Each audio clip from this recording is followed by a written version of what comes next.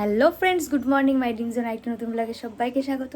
আর আজকে দেখতেই পাচ্ছ একদম স্নান টান কমপ্লিট, কারণ আজকে জন্মাষ্টমী। আর আমার তরফ থেকে সবাইকে শুভ জন্মাষ্টমী। তো আশা করি সবার বাড়িতেই তোজ্জোর শুরু হয়ে গেছে। আমাদের বাড়িতেও ঠিক তেমনি তোজ্জোর শুরু। মামনি তো সকালেই স্নান করে ফেলেছে, আর আমি এই সবে স্নান করলাম। বাবা দুজনেই দোকানে চলে গেল। বাবা নয়তো দুপুরে আসতেও পারে, আর যদি না আসা হয় তো ওখানেই খেয়ে নেবে। তো যাই হোক, চলো এখন আর কথা বলবো না, এখন গোপুর একটু রেডি করি। চলো, তখন তোমাদের সাথে শেয়ার করে দিয়েছি কীভাবে কি করছি আমরা। তো চলো। জেঠিমা রান্নাঘরে ধুয়ে মুছে নিয়ে পুরো রেডি রান্না করার জন্য। ঠাকুরের ভোগ রান্না হবে এখানে, সব কিছু নিরামিষভাবেই করেছে জেঠিমা। আর এখানে কড়াই টড়াই সব রেডি করেছে। আর ওইখানে দেখো সব সবজি কাটা, তোমরা দেখেই বুঝতে পারছো যে পাঁচমিশালি তরকারি হবে। আর যেহেতু পুজোতে খিচুড়িটা তো মাস্ট, মানে ওটা তো একদম হতেই হবে। আর আজকে হয়েছিল খিচুড়ি, আলুর দম, লাবড়ার তরকারি, আর চাটনি, পায়েস। আর গোপুর জন্য তো আলাদা করে তালের বড়া হবেই।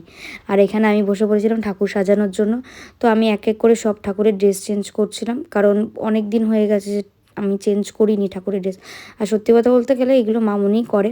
আমি ফার্স্ট টাইম এরকম ঠাকুরের ড্রেস পরাচ্ছি, কারণ আমার বাপের বাড়িতেও এরকমভাবে ঠাকুর নেই। আমাদের একটাই বিগ্রহ, সেটাই আমরা পুজো করি। তো আমি কখনোই এরকমভাবে ড্রেস খুলে ঠাকুরের চেঞ্জ করিনি।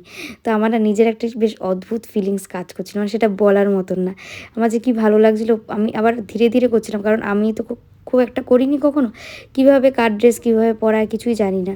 তাও আমি অনেক চেষ্টা করে করে বেশ ভালো করেই করেছি। আর এদিকে দেখো কথা বলতে বলতে মামুনির রেডিও হয়ে গেছে, তাল গোলানো। আর এদিকে গোপু সোনাকে আমি নিয়ে নিয়েছিলাম স্নান করাবো বলে। মামুনি একটু বলে বলে দিয়েছিল যে এভাবে এভাবে কর, তো আমি সেভাবেই করেছি। অনেকে আছে যে দুধের মধ্যে সব কিছু মিশিয়ে গোপু সোনাকে স্নান করায়। আমি আবার একটু নিয়ে সব কিছু এক এক করে আলাদা আলাদা করে মাখিয়ে তারপর দেন গোপু সোনাকে দুধ দিয়ে স্নান করালাম। তো সবার নিয়ম সমান না, আমি এরকম জাস্ট ভালো লেগেছে তাই আমি করেছি।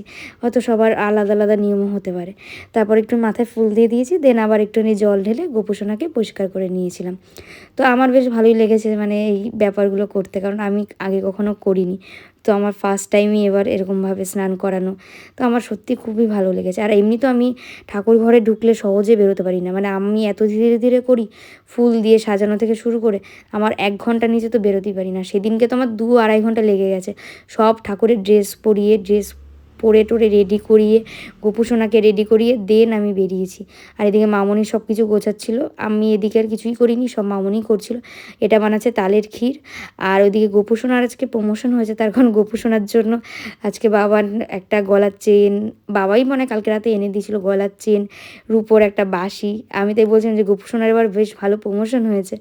আর এদিকে মামনি সব কিছু বানিয়েছে, মোটামুটি কমপ্লিট হয়ে এসছে। এটা হচ্ছে সাজ বানানোর চেষ্টা করছিল, সেটা হাত দিয়েই বানিয়ে ফেলেছে মামনি। সাজটা খুঁজে পাচ্ছিলাম না আমরা, ওর জন্য নারকেল দিয়ে সাজ বানিয়েছি। আর এদিকে প্রসাদ রেডি হয়ে গেছে। আর এইখানে মালপোয়ার জন্য জেঠিমা ভাজবে তাই। আর তালের বড়া ভাজছিল, কারণ ইন্ডাকশানে ভাজছিলাম আমরা তালের বড়া, বাট তালের বড়াগুলো না একটু পুড়ে পুড়ে যাচ্ছিলো। তা জেঠিমা বললো থাক, দরকার নেই, কড়াইতেই দিয়ে দাও, কড়াইতেই ভাজি। তাও আমরা চেষ্টা করছিলাম যাতে তাড়াতাড়ি হয়। আর ওদিকে দেখো ভোগ মোটামুটি অনেক কিছু রেডি হয়ে গেছে। লুচি, সুজি, তালের ক্ষীর, নারকেলের নাড়ু, আর এদিকে মালপোয়া রেডি হচ্ছে, তালের বড়া। আর সত্যি কথা বলতে তালটা এত ভালো ছিল না, বাবা নিয়ে এসেছিলো, দারুণ ছিল তালটা। আর ঠিক এর আগের বছর আমরা তালের কিছুই করতে পারিনি, কারণ তালটা এতটাই বাজে ছিল। আর সত্যি কথা বলতে এবার মনে হয় গোপু নিজের হাতেই তালটাকে মনে হয় আমাদের বাড়ি পাঠিয়েছে। দেখো আমাদের সব কিছু মোটামুটি রেডি হয়ে গেছে, খিচুড়ি থেকে শুরু করে সব কিছু। আর এইটুকু যতটা পেরেছি আমরা ছোটোর মধ্যে করেছি, যতটুকু পেরেছি সাজিয়েছি। আর দেখো আমার ঠাকুরকে কেমন লাগছে, সব ঠাকুরের ড্রেস মোটামুটি চেঞ্জ করে দিয়েছি। তোমরা জানিও আমার গোপু সোনাকে কেমন লাগছে, অবশ্যই কিন্তু তোমরা জানিও। আর এখানে মামনিও রেডি হয়ে গেছে পুজো করবে বলে।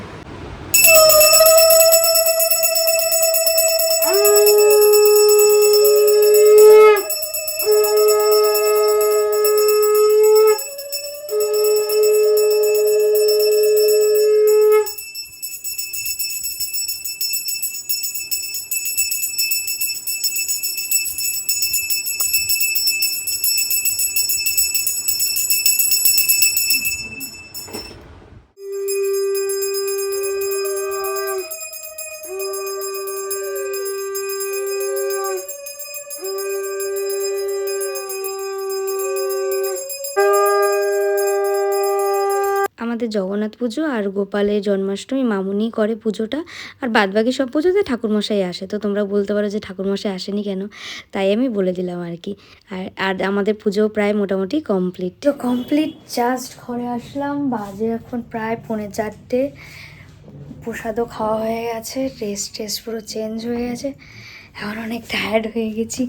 আর সত্যি বলতে প্রসাদটা এত সুন্দর হয়েছে খেতে, মানে ধারণার বাইরে। অন্য সময় রান্না করলেও এত সুন্দর হয় না, প্রসাদ যতটা সুন্দর হয়, মানে প্রসাদ মানেই যে এত সুন্দর, মানে ধারণার বাইরে।